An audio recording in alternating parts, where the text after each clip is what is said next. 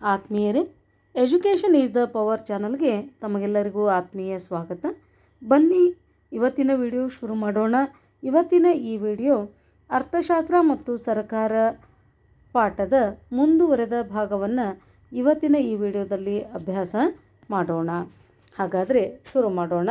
ಅರ್ಥಶಾಸ್ತ್ರ ಅಧ್ಯಾಯ 15 ಅರ್ಥವ್ಯವಸ್ಥೆ ಮತ್ತು ಸರ್ಕಾರ ಮುಂದುವರೆದ ಭಾಗವನ್ನು ಈ ಒಂದು ವಿಡಿಯೋದಲ್ಲಿ ಅಭ್ಯಾಸ ಮಾಡೋಣ. ಹಾಗಾದರೆ ತಡ ಯಾಕೆ, ಶುರು ಮಾಡೋಣ ಬನ್ನಿ. ಮೊದಲನೇದಾಗಿ ಪ್ರಮುಖ ಕಲಿಕಾಂಶಗಳನ್ನು ನೋಡೋದಾದರೆ, ನಾವು ಹಿಂದಿನ ವಿಡಿಯೋದಲ್ಲಿ ಅರ್ಥವ್ಯವಸ್ಥೆ ಮತ್ತು ಸರ್ಕಾರದ ನಡುವಿನ ಸಂಬಂಧ, ಭಾರತದಲ್ಲಿ ಯೋಜನೆ, ಭಾರತದಲ್ಲಿ ಪಂಚವಾರ್ಷಿಕ ಯೋಜನೆಗಳು ಮತ್ತು ಸಾಧನೆಗಳ ಕುರಿತು ಅಭ್ಯಾಸವನ್ನು ಮಾಡಿದ್ದೇವೆ. ಇವತ್ತಿನ ಈ ವಿಡಿಯೋದಲ್ಲಿ ಹಸಿರು ಕ್ರಾಂತಿ, ಸುಗ್ಗಿ ಪೂರ್ವ ತಂತ್ರಜ್ಞಾನ, ಸುಗ್ಗಿ ನಂತರದ ತಂತ್ರಜ್ಞಾನ, ಎರಡನೇ ಹಸಿರು ಕ್ರಾಂತಿ ಮತ್ತು ನೀತಿ ಆಯೋಗದ ವಿಚಾರಗಳನ್ನು ಕುರಿತು ತಿಳಿದುಕೊಳ್ಳೋಣ. ಹಾಗಾದರೆ ಶುರು ಮಾಡೋಣ ಬನ್ನಿ. ಸರಿ ಆತ್ಮೀಯ ವಿದ್ಯಾರ್ಥಿಗಳೇ, ಹಸಿರು ಕ್ರಾಂತಿ ಅಂದ್ರೇನು, ಕ್ರಾಂತಿ ಅಂದ್ರೇನು, ಹಸಿರು ಕ್ರಾಂತಿ ಅಂದ್ರೇನು, ಏನು ಇದರ ಅರ್ಥ ಅಂತ ನೋಡಿದರೆ, ಹಸಿರು ಕ್ರಾಂತಿ ಅಂತಕ್ಕಂಥ ಒಂದು ಶಬ್ದ ವಿಶೇಷವಾಗಿರ್ತಕ್ಕಂಥದ್ದು. ಕ್ರಾಂತಿ ಅಂದರೆ ಶೀಘ್ರವಾದಂಥ ಒಂದು ಬದಲಾವಣೆ. ಯಾವುದರಲ್ಲಿ ಶೀಘ್ರವಾದಂತಹ ಬದಲಾವಣೆ ಬಂತು ಅಂತಂದರೆ ಹಸಿರು. ಹಸಿರು ಅಂದರೆ ನಿಮ್ಗೆ ಅರ್ಥ ಆಗಿರಬೇಕು, ಅದು ಏನಂತಂದರೆ ಹಸಿರು ಬೆಳೆಗಳಲ್ಲಿ, ಎಸ್ಪೆಷಲಿ ಏನಂತಂದರೆ ಗೋಧಿ ಬೆಳೆಗಳಲ್ಲಿ ಆದಂತಹ ಒಂದು ವಿಶೇಷವಾದಂಥ ಶೀಘ್ರವಾದಂಥ ಒಂದು ಬದಲಾವಣೆಯನ್ನು ನಾವು ಹಸಿರು ಕ್ರಾಂತಿ ಅಂತ ಹೇಳ್ತೀವಿ. ಈ ಹಸಿರು ಕ್ರಾಂತಿ 1967ರಿಂದ 70ರಲ್ಲಿ ನಡೆಯಿತು.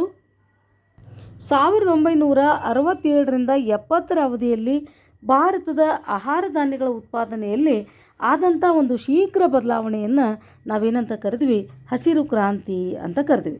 1967ರಲ್ಲಿ 74 ದಶಲಕ್ಷ ಟನ್ನುಗಳಷ್ಟಿದ್ದಂಥ ಆಹಾರ ಧಾನ್ಯಗಳ ಉತ್ಪಾದನೆ 1970ರ ವೇಳೆಗೆ ಅದು ಎಷ್ಟಾಯ್ತಪ್ಪ ಅಂತಂದರೆ ಸುಮಾರು 108 ದಶಲಕ್ಷ ಟನ್ನುಗಳಷ್ಟು ಹೆಚ್ಚಳಾಯಿತು. ಇದು ಕೇವಲ 3 ವರ್ಷಗಳ ಅವಧಿಯಲ್ಲಿ ಆಹಾರ ಧಾನ್ಯಗಳ ಉತ್ಪಾದನೆ ಅಗಾಧ ಪ್ರಮಾಣದಲ್ಲಿ ಹೆಚ್ಚಳಾಯಿತು. ಆದ್ದರಿಂದ ಇದು ಹಸಿರು ಬೆಳೆಗಳಲ್ಲಿ ಆದಂಥ ಒಂದು ಪ್ರಗತಿ ಅಂಥೇಳಿ ಗುರುತಿಸಿ ಇದನ್ನು ಏನಂತ ಕರೆದ್ರು ಅಂದರೆ ಹಸಿರು ಕ್ರಾಂತಿ ಅಂಥೇಳಿ ಕರೆದ್ರು. ಈ ಹಸಿರು ಕ್ರಾಂತಿ ಆಗೋದಕ್ಕೆ ಕಾರಣ ಏನಪ್ಪ ಅಂತಂದರೆ ಹೆಚ್ಚು ಇಳುವರಿ ಕೊಡುವಂತಹ ಬೀಜಗಳನ್ನು ಬಳಕೆ ಮಾಡಿದ ಒಂದು ಪರಿಣಾಮ. 1960ರ ಪ್ರಾರಂಭದಲ್ಲಿ ಡಾಕ್ಟರ್ ನಾರ್ಮನ್ ಬೋರ್ಲಾಗ್ ಇವರನ್ನು ಜಗತ್ತಿನ ಹಸಿರು ಕ್ರಾಂತಿಯ ಪಿತಾಮಹ ಅಂತ ಕರಿತೀವಿ ನಾವು. ಈ ಡಾಕ್ಟರ್ ನಾರ್ಮನ್ ಬೋರ್ಲಾಗ್ ಅವರು ಜರ್ಮನಿಯ ಒಬ್ಬ ಕೃಷಿ ವಿಜ್ಞಾನಿ. ಇವರು ಏನು ಮಾಡ್ತಾರೆ, ಮೆಕ್ಸಿಕೋ ದೇಶದಲ್ಲಿ ಒಂದು ಪ್ರಯೋಗವನ್ನು ಮಾಡ್ತಾರೆ. ಆ ಪ್ರಯೋಗದ ಫಲವಾಗಿ ಗೋಧಿಯಲ್ಲಿ ಅತಿ ಹೆಚ್ಚು ಇಳುವರಿ ಅಂತಕ್ಕಂಥದ್ದು ಕಂಡುಬರ್ತದೆ. ಹೀಗಾಗಿ ಇಂಥ ಬೀಜಗಳನ್ನು ಬಳಕೆಗೆ ತಂದಂಥ ಇವರು ಮೆಕ್ಸಿಕೋ ಮತ್ತು ತೈವಾನ್ ದೇಶಗಳು ಗೋಧಿ ಉತ್ಪಾದನೆಯಲ್ಲಿ ಅತಿ ಹೆಚ್ಚಿನ ಪ್ರಗತಿಯನ್ನು ಸಾಧಿಸ್ತವೆ. 1965ರಿಂದ 66ರ ಅವಧಿಯಲ್ಲಿ ಭಾರತದಲ್ಲಿ ಭೀಕರವಾದಂಥ ಬರಗಾಲ ಸಂಭವಿಸ್ತದೆ. ಇಂಥ ಒಂದು ಸಂದರ್ಭದಲ್ಲಿ ಆಹಾರ ಧಾನ್ಯಗಳ ಕೊರತೆ ಅಗಾಧವಾಗಿ ಹೆಚ್ಚಿಸ್ತದೆ.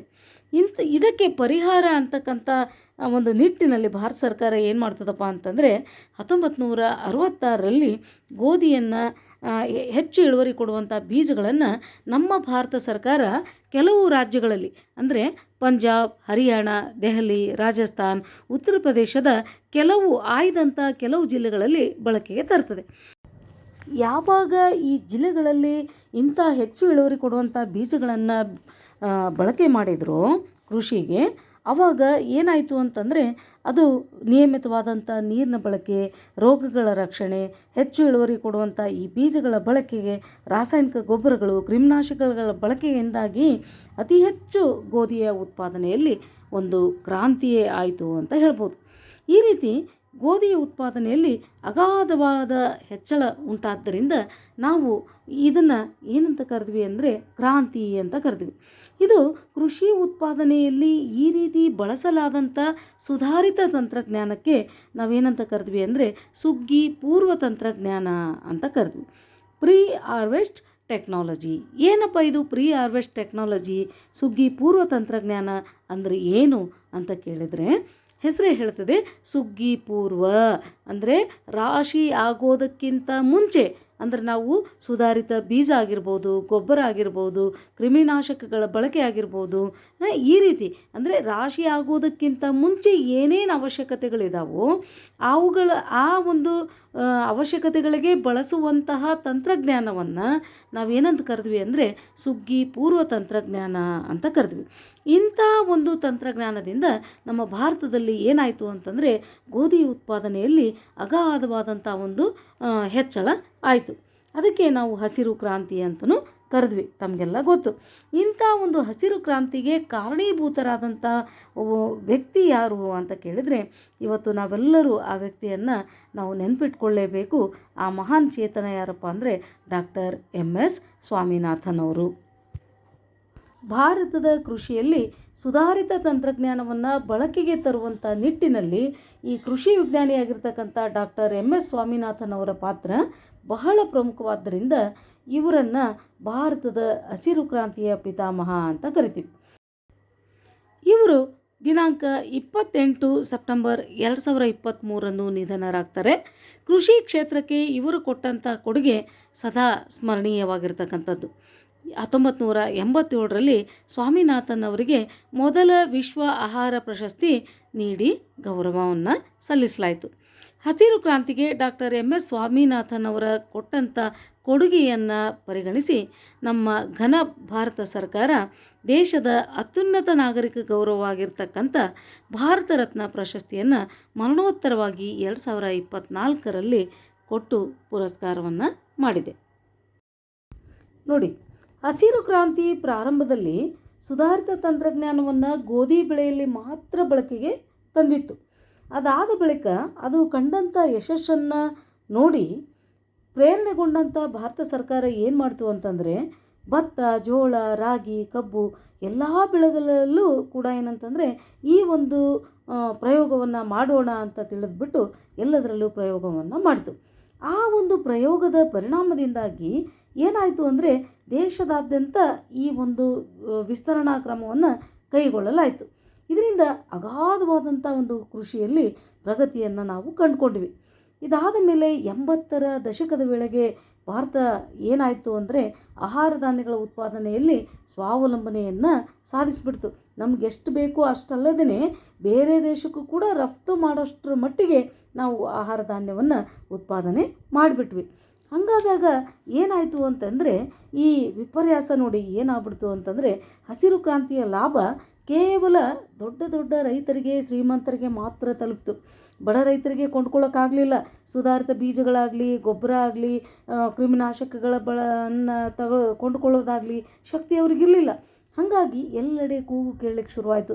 ಏನಪ್ಪ ಅಂದರೆ ಹಸಿರು ಕ್ರಾಂತಿ ಕೇವಲ ಶ್ರೀಮಂತರಿಗೆ, ದೊಡ್ಡ ದೊಡ್ಡ ರೈತರಿಗೆ ಮಾತ್ರ, ಬಡ ಒಂದು ರೈತರಿಗೆ ಸಹಾಯ ಆಗಲಿಲ್ಲ ಅಂತ.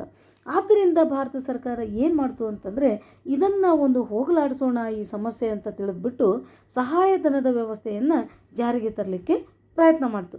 ಏನಪ್ಪ ಅಂತಂದರೆ ಬೀಜ, ಗೊಬ್ಬರ, ಕ್ರಿಮಿನಾಶಕ, ಯಂತ್ರೋಪಕರಣಗಳು ಇತ್ಯಾದಿಗಳನ್ನು ಏನಂತಂದರೆ ಕಡಿಮೆ ಬೆಲೆಯಲ್ಲಿ ಭಾರತ ಸರ್ಕಾರ ವಿತರಣೆ ಮಾಡಲಿಕ್ಕೆ ಮುಂದಾಯಿತು.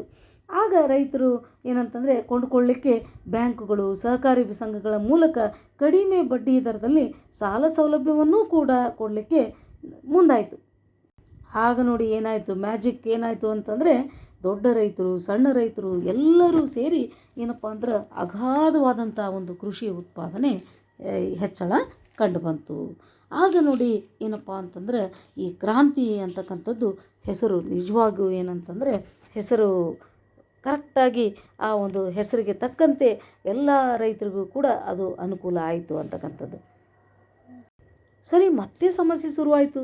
ಏನು ಸಮಸ್ಯೆ ಶುರುವಾಯಿತಪ್ಪ ಅಂತಂದ್ರೆ ಕೃಷಿ ಉತ್ಪಾದನೆ ಏನೋ ಹೆಚ್ಚಾಯಿತು, ಆದರೆ ಆ ಎಲ್ಲರೂ ಬೆಳೆದಂಥ ಬೆಳೆಗಳಿಗೆ ಬೆಲೆನೇ ಇಲ್ದಂಗೆ ಆಗ್ಬಿಡ್ತು. ಆವಾಗ ಏನು ಮಾಡೋದು? ಆಗ ಬಂದಂಥ ಒಂದು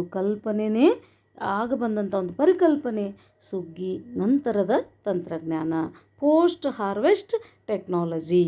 ಅಂದರೆ ಏನಿದು ಸುಗ್ಗಿ ನಂತರದ ತಂತ್ರಜ್ಞಾನ, ಪೋಸ್ಟ್ ಹಾರ್ವೆಸ್ಟ್ ಟೆಕ್ನಾಲಜಿ ಅಂದರೆ ಏನು ಅಂತ ನೋಡಿದರೆ ರೈತರು ಬೆಳೆದಂಥ ಬೆಳೆಗಳನ್ನು ಅದು ಸುರಕ್ಷಿತವಾಗಿ ಕಾಪಾಡಲಿಕ್ಕೆ ಉಗ್ರಾಣಗಳನ್ನು ನಿರ್ಮಾಣ ಮಾಡ್ತಕ್ಕಂಥದ್ದು, ಅವುಗಳನ್ನು ಸಂಸ್ಕರಣೆ ಮಾಡ್ತಕ್ಕಂಥದ್ದು, ರೈತರ ಉತ್ಪನ್ನಗಳಿಗೆ ನ್ಯಾಯೋಚಿತ ಬೆಲೆ ದೊರಕುವವರೆಗೂ ಅದನ್ನು ರಕ್ಷಣೆ ಮಾಡ್ತಕ್ಕಂಥದ್ದು ಒಂದು ಜವಾಬ್ದಾರಿ. ಹಾಗಾಗಿ ಅವುಗಳ ಉಗ್ರಾಣಗಳನ್ನು, ಶೈತ್ಯಾಗಾರಗಳನ್ನು ನಿರ್ಮಾಣ ಮಾಡುವಂಥ ಅವಶ್ಯಕತೆ ಉಂಟಾಯಿತು. ಈ ರೀತಿ ಕೃಷಿ ಉತ್ಪನ್ನಗಳ ಒಂದು ಸಂಗ್ರಹಣೆ, ಸಂಸ್ಕರಣೆ, ಮಾರಾಟದಲ್ಲಿ ಬಳಕೆಗೆ ತರಲಾದಂಥ ಒಂದು ಸುಧಾರಿತ ತಂತ್ರಜ್ಞಾನವನ್ನು ನಾವೇನಂತ ಕರಿತೀವಿ ಅಂತಂದರೆ ಅದುವೇ ಸುಗ್ಗಿ ನಂತರದ ತಂತ್ರಜ್ಞಾನ, ಪೋಸ್ಟ್ ಹಾರ್ವೆಸ್ಟ್ ಟೆಕ್ನಾಲಜಿ ಅಂತ ಕರಿತೀವಿ. ಇದು ಹಸಿರು ಕ್ರಾಂತಿಗೆ ಸುಗ್ಗಿ ಪೂರ್ವ ಮತ್ತು ಸುಗ್ಗಿ ನಂತರದ ತಂತ್ರಜ್ಞಾನಗಳು ಎರಡೂ ಕೂಡ ಒಂದು ಪ್ರೇರಕವಾದಂಥ ಅಂಶಗಳಾಗಿದ್ದಾವೆ. ಸರಿ, ಸುಗ್ಗಿ ಪೂರ್ವ ಆಯಿತು, ಸುಗ್ಗಿ ನಂತರ ಆಯಿತು. ಮತ್ತೆ ಬಂತು ಸಮಸ್ಯೆ.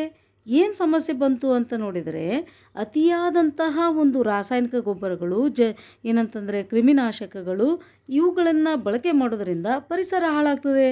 ಆ ಒಂದು ಹಿತಚಿಂತನೆಯನ್ನು ಇಟ್ಕೊಂಡು ಸರ್ಕಾರ ಏನು ಮಾಡ್ತು ಅಂತಂದರೆ ಹೊಸ ಒಂದು ತಂತ್ರಜ್ಞಾನವನ್ನು ಇವತ್ತು ರೈತರಿಗೆ ಪರಿಚಯ ಮಾಡಿಕೊಡ್ತಾ ಇದೆ. ಅದು ಯಾವುದು ಅಂತಂದರೆ ಸದಾ ಹಸಿರು ಕ್ರಾಂತಿ ಅಥವಾ ಎರಡನೇ ಹಸಿರು ಕ್ರಾಂತಿ. ಏನಿದು ಸದಾ ಹಸಿರು ಕ್ರಾಂತಿ ಅಂತ ಕೇಳಿದರೆ, ರಾಸಾಯನಿಕ ಗೊಬ್ಬರಗಳ ಬಳಕೆಗೆ ಬದಲಾಗಿ ಜೈವಿಕ ಗೊಬ್ಬರಗಳು, ರಾಸಾಯನಿಕ ಕ್ರಿಮಿನಾಶಕಗಳ ಬಳಕೆಗೆ ಬದಲಾಗಿ ಜೈವಿಕ ಕ್ರಿಮಿನಾಶಕಗಳು, ಸಾವಯವ ಕೃಷಿಯನ್ನು ಪ್ರೋತ್ಸಾಹ ಮಾಡಲಿಕ್ಕೆ ಸರ್ಕಾರ ಏನಂದರೆ ರೈತರ ಮನವನ್ನು ಒಲಿಸ್ತಾ ಇದೆ. ಶೂನ್ಯ ಬಂಡವಾಳ ಮತ್ತು ಸಾವಯವ ಕೃಷಿ, ಪರಿಸರ ಸ್ನೇಹಿ ತಂತ್ರಜ್ಞಾನಗಳನ್ನು ಕೃಷಿಯಲ್ಲಿ ಅಳವಡಿಕೆ ಮಾಡಿಕೊಳ್ಳೋದ್ರಿಂದ ಇವತ್ತು ಏನಂತಂದರೆ ನಮಗೆ ಒಂದು ಏನಂತಂದರೆ ಪರಿಸರ ಸ್ನೇಹಿ ತಂತ್ರವೂ ಆಯಿತು, ಒಳ್ಳೆಯ ಉತ್ಪನ್ನವೂ ಆಯಿತು, ಆರೋಗ್ಯಕರ ಉತ್ಪನ್ನವೂ ಆಯಿತು. ದೇಶದಲ್ಲಿ ಏನಂದರೆ ಸ್ವಾವಲಂಬಿ ಬದುಕನ್ನು ಸಾಗಿಸಲಿಕ್ಕೆ ಸಾಧ್ಯ ಆಯಿತು ಅಂತಕ್ಕಂಥದ್ದು. ಮತ್ತೆ ನೋಡೋಣ NITI Aayog. NITI Aayog national institution for transforming India ಅಂದರೆ ಏನು? ಭಾರತದ ಪರಿವರ್ತನೆಗಾಗಿ ರಾಷ್ಟ್ರೀಯ ಸಂಸ್ಥೆಯನ್ನು ಭಾರತದ ಯೋಜನಾ ಆಯೋಗದ ಬದಲಿಗೆ ಜನವರಿ 1 2015 ಈ ಒಂದು ನೀತಿ ಆಯೋಗವನ್ನು ಸ್ಥಾಪನೆ ಮಾಡಲಾಯಿತು. ಈ ನೀತಿ ಆಯೋಗ ಏನು ಮಾಡ್ತದೆ ಅಂತಂದರೆ ತಳಮಟ್ಟದಿಂದ ನೀತಿ ರಚನೆ ಮಾಡ್ತಕ್ಕಂಥ ಕಾರ್ಯವನ್ನು ಇದು ಉಪಯೋಗ ಮಾಡ್ತದೆ. ಇದು 15 ವರ್ಷಗಳ ದೃಷ್ಟಿಕೋನವನ್ನು ಇಟ್ಕೊಂಡು, 7 ವರ್ಷಗಳ ಕಾರ್ಯತಂತ್ರವನ್ನು ಇಟ್ಕೊಂಡು, 3 ವರ್ಷಗಳ ಕ್ರಿಯಾ ಯೋಜನೆಯನ್ನು ಒಳಗೊಂಡಿರ್ತಕ್ಕಂಥದ್ದು. ಇಲ್ಲಿ ದೇಶದ ಪ್ರಧಾನಮಂತ್ರಿಗಳು ಇದರ ನೇತೃತ್ವವನ್ನು ವಹಿಸ್ಕೊಂಡಿರ್ತಾರೆ. ಆದರೆ ದಿನವಹಿ ಆಡಳಿತವನ್ನು ಉಪಾಧ್ಯಕ್ಷರು ನೆರವೇರಿಸ್ತಾರೆ. ಇವರ ನೆರವು ನೀಡಲಿಕ್ಕೆ ಮುಖ್ಯ ಕಾರ್ಯನಿರ್ವಾಹಕ ಅಧಿಕಾರಿಗಳು ಇರ್ತಾರೆ. ಇದು ಯೋಜನಾ ಆಯೋಗದ ಬದಲಿಗೆ ಬಂದಂಥದ್ದು, ನೆನ್ಪಿಟ್ಕೊಳ್ಳಿ. ಇನ್ನು ಈ ನೀತಿ ಆಯೋಗದ ಧ್ಯೇಯೋದ್ದೇಶಗಳೇನು ಅಂತ ನೋಡಿದರೆ ಬಹಳ ಅದ್ಭುತವಾದಂಥ ಒಂದು ಧ್ಯೇಯೋದ್ದೇಶವನ್ನು ಈ ನೀತಿ ಆಯೋಗ ಒಳಗೊಂಡಿದೆ. ಬನ್ನಿ ನೋಡೋಣ. ಭಾರತ ಸರ್ಕಾರದ ಅತ್ಯುನ್ನತ ಸಾರ್ವಜನಿಕ ನೀತಿ ಚಿಂತಕರ ಚಾವಡಿಯಾಗಿ, ನೋಡ್ರಿ, ಅತ್ಯುನ್ನತ ಸಾರ್ವಜನಿಕ ನೀತಿ ಚಿಂತಕರ ಚಾವಡಿಯಾಗಿ ಕಾರ್ಯವನ್ನು ನಿರ್ವಹಿಸ್ತದೆ. ಸಾರ್ವಜನಿಕರ ಹಿತಕ್ಕಾಗಿ ಅವರ ನೀತಿ ಚಿಂತಕರ ಚಾವಡಿಯಾಗಿ ಇದು ಕಾರ್ಯವನ್ನು ನಿರ್ವಹಿಸುವಂಥದ್ದು ಮತ್ತು ಆರ್ಥಿಕ ಅಭಿವೃದ್ಧಿಯನ್ನು ವೇಗಗೊಳಿಸುವ ಕಾರ್ಯವನ್ನು ನೋಡಲ್ ಏಜೆನ್ಸಿಯಾಗಿ ಕಾರ್ಯವನ್ನು ನಿರ್ವಹಿಸ್ತದೆ. ಆರ್ಥಿಕ ಅಭಿವೃದ್ಧಿ ಅತೀ ವೇಗವಾಗಿ, ಎಷ್ಟು ವೇಗಗೊಳಿಸ್ಲಿಕ್ಕೆ ಸಾಧ್ಯ ಅದ ಅಷ್ಟು ವೇಗವಾಗಿ ಗೊಳಿಸುವಂಥ, ಆರ್ಥಿಕ ಅಭಿವೃದ್ಧಿಯನ್ನು ವೇಗಗೊಳಿಸುವಂಥ ಕಾರ್ಯತಂತ್ರವನ್ನು ರೂಪಿಸುವ ಒಂದು ಉದ್ದೇಶವನ್ನು, ಈ ಒಂದು ಧ್ಯೇಯೋದ್ದೇಶವನ್ನು ನೀತಿ ಆಯೋಗ ಒಳಗೊಂಡಿರ್ತಕ್ಕಂಥದ್ದು. ಎರಡನೇ ಪಾಯಿಂಟ್ ಏನಪ್ಪ ಅಂದರೆ ಕೆಳಮಟ್ಟದಿಂದ ಇರ್ತಕ್ಕಂಥ ಸಂಪನ್ಮೂಲಗಳನ್ನು ಬಳಸ್ಕೊಂಡು ಆರ್ಥಿಕ ನೀತಿ ನಿರೂಪಣೆಯಲ್ಲಿ ಭಾರತ ರಾಜ್ಯ ಸರ್ಕಾರಗಳ ಜೊತೆಗೆ ಏನಂತಂದರೆ ಸಹಕಾರಿ ಒಕ್ಕೂಟವನ್ನು ಉತ್ತೇಜಿಸುವಂಥದ್ದು. ರಾಜ್ಯ ಸರ್ಕಾರದ ಒಳಗೊಳ್ಳುವಿಕೆಯ ಮೂಲಕ ಸಹಕಾರಿ ಒಕ್ಕೂಟವನ್ನು ಉತ್ತೇಜನ ಮಾಡ್ತಕ್ಕಂಥದ್ದು ಈ ನೀತಿ ಆಯೋಗದ ಧ್ಯೇಯೋದ್ದೇಶಗಳಾಗಿವೆ. ಈ ನೀತಿ ಆಯೋಗದ ವೈಶಿಷ್ಟ್ಯತೆಗಳೇನು ಅಂತ ನೋಡಿದರೆ, ಈ ನೀತಿ ಆಯೋಗ ಅಂತಕ್ಕಂಥದ್ದು ಅದ್ಭುತವಾದಂಥ ಒಂದು ಕಾರ್ಯವನ್ನು ಮಾಡ್ತದೆ. ಇದು ಭಾರತ ಸರ್ಕಾರದ ಪಾಲಿಗೆ ಏನಂತಂದರೆ ಜ್ಞಾನ ಮತ್ತು ಕೌಶಲ್ಯವನ್ನು ಒಳಗೊಂಡಂಥ ಅತ್ಯಾಧುನಿಕ ಸಂಪನ್ಮೂಲ ಕೇಂದ್ರವಾಗಿ ಹೊರಹೊಮ್ತಾ ಇದೆ. ಯಾತಕ್ಕಾಗಿ ಇದು ಅಂತಂದರೆ, ನೀತಿ ಆಯೋಗದ ವೈಶಿಷ್ಟ್ಯತೆ ಏನಪ್ಪ ಅಂದ್ರೆ, ವೇಗವಾಗಿ ಕಾರ್ಯವನ್ನು ನಿರ್ವಹಿಸಲಿಕ್ಕೆ, ಸಂಶೋಧನೆ ಮತ್ತು ನಾವೀನ್ಯತೆಯನ್ನು ಉತ್ತೇಜನ ಮಾಡಲಿಕ್ಕೆ, ವ್ಯೂಹಾತ್ಮಕ ದೃಷ್ಟಿಕೋನವನ್ನು ಉಳ್ಳಂಥ ನೀತಿಗಳನ್ನು ರೂಪಿಸಲಿಕ್ಕೆ, ಅಗತ್ಯವಾದ ಮಾರ್ಗದರ್ಶನವನ್ನು ಸರ್ಕಾರಕ್ಕೆ ನೀಡಲಿಕ್ಕೆ ಇದು ಅದ್ಭುತವಾದಂಥ ಒಂದು ಕೆಲಸ ಮಾಡ್ತದೆ. ಅಟಲ್ ನಾವೀನ್ಯತೆ ಮಿಷನ್, ಅಭಿವೃದ್ಧಿ ಮೇಲ್ವಿಚಾರಣೆ ಮತ್ತು ಮೌಲ್ಯಮಾಪನ ಸಂಸ್ಥೆ, ಸ್ವಾಯತ್ತ ಸಂಸ್ಥೆಯಾಗಿರ್ತಕ್ಕಂಥ ಕಾರ್ಮಿಕ ಅರ್ಥಶಾಸ್ತ್ರ ಸಂಶೋಧನೆ ಮತ್ತು ಅಭಿವೃದ್ಧಿಯ ರಾಷ್ಟ್ರೀಯ ಸಂಸ್ಥೆ ಅಂತಕ್ಕಂಥ ಕಚೇರಿಗಳು ಇದನ್ನು ಬೆಂಬಲಿಸ್ತಾ ಇವೆ. ಇದು ಇವತ್ತು ನೀತಿ ಆಯೋಗದ ಒಂದು ವಿಶೇಷತೆಗಳು ಅಂಥೇಳಿ ನಾವು ಹೇಳ್ಬೋದು. ಈ ನೀತಿ ಆಯೋಗದ ವ್ಯಾಪ್ತಿ ಏನಪ್ಪ, ಯಾವೆಲ್ಲ ಚಟುವಟಿಕೆಗಳನ್ನು ಈ ನೀತಿ ಆಯೋಗ ಒಳಗೊಂಡಿದೆ ಅನ್ನುವ ಆಧಾರದ ಮೇಲೆ ಅದರ ಸ್ಕೋಪನ್ನು ದೃಷ್ಟಿಯಲ್ಲಿಟ್ಕೊಂಡು 4 ಮುಖ್ಯ ವಿಭಾಗಗಳಾಗಿ ವಿಂಗಡಣೆ ಮಾಡ್ತೇವೆ. ಮೊದಲನೇದಾಗಿ ನೀತಿ ಮತ್ತು ಕಾರ್ಯಕ್ರಮದ ಒಂದು ಚೌಕಟ್ಟು, ಎರಡನೇದಾಗಿ ಸಹಕಾರಿ ಒಕ್ಕೂಟ ವ್ಯವಸ್ಥೆ, ಮೂರನೇದು ಮೇಲುಸ್ತುವಾರಿ ಮಾಡ್ತಕ್ಕಂಥದ್ದು ಮತ್ತು ಮೌಲ್ಯಮಾಪನ ಮಾಡ್ತಕ್ಕಂಥದ್ದು, ಅದೇ ಎಷ್ಟರ ಮಟ್ಟಿಗೆ ಸಕ್ಸಸ್ ಆಯಿತು ಮತ್ತು ಅದನ್ನು ಸೂಪರ್ವೈಸ್ ಮಾಡ್ತಕ್ಕಂಥದ್ದು, ನಾಲ್ಕನೇದಾಗಿ ಚಿಂತಕರ ಚಾವಡಿ ಹಾಗೂ ಜ್ಞಾನ ಮತ್ತು ನಾವೀನ್ಯತೆಯ ಕೇಂದ್ರ ಸ್ಥಾನ, ಅಂದರೆ ಕ್ರಿಯೇಟಿವಿಟಿ, ಹೊಸದನ್ನು, ಸೃಜನಶೀಲತೆ, ಜ್ಞಾನ, ಹೊಸದನ್ನು ದೃಷ್ಟಿಯಲ್ಲಿಟ್ಕೊಂಡು ಅದನ್ನು ಕಾರ್ಯಚಟುವಟಿಕೆಯಲ್ಲಿ ತರುವಂಥ ಕೆಲಸವನ್ನು ಈ ನೀತಿ ಆಯೋಗದ ಚಟುವಟಿಕೆಗಳು ಒಳಗೊಂಡಿರ್ತಕ್ಕಂಥದ್ದು. ಆತ್ಮೀಯ ವಿದ್ಯಾರ್ಥಿಗಳೇ, ಈ ಒಂದು ಅಧ್ಯಾಯ ತಮಗೆ ಇಷ್ಟವಾದಲ್ಲಿ, ಅರ್ಥವಾಗಿದ್ದಲ್ಲಿ ಪ್ರೋತ್ಸಾಹದಾಯಕವಾಗಿ ಈ ನನ್ನ ಚಾನಲನ್ನು ಸಬ್ಸ್ಕ್ರೈಬ್ ಮಾಡಿಕೊಳ್ಳಿ, ಶೇರ್ ಮಾಡಿ, ಕಾಮೆಂಟ್ ಮಾಡಿ. ಧನ್ಯವಾದಗಳು. Thank you one and all.